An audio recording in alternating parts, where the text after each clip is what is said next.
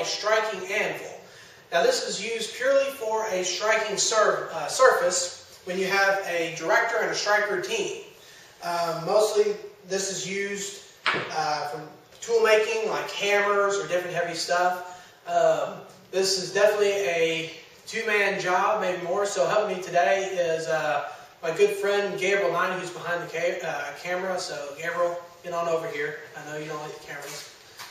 I've known Gabriel for what, 13, 14 years now? Yep. Quite a while. I know when I started blacksmithing, you thought I was crazy. I was some crazy old man, but kind of got interested in. So we're going to be doing this. I know you've never done this before. What do you think about trying? Give it a try. Give it a try. You think you're going to miss? No, surely not. You split plenty of firewood. You shouldn't miss by now. Yeah, surely not. But so we have the metal heating up. As soon as it's up to heat, we're going to bring it here on this surface. I basically made this. These are 4 blocks, 8x8 blocks, made out of poplar from the sawmill, with 2 pieces of angle iron.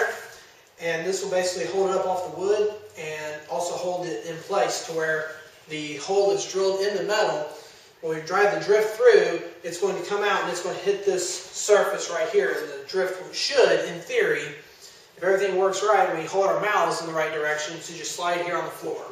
If not, well, we're going to have time getting it back out of there. So let's get this metal up to heat and we'll get striking. Preview.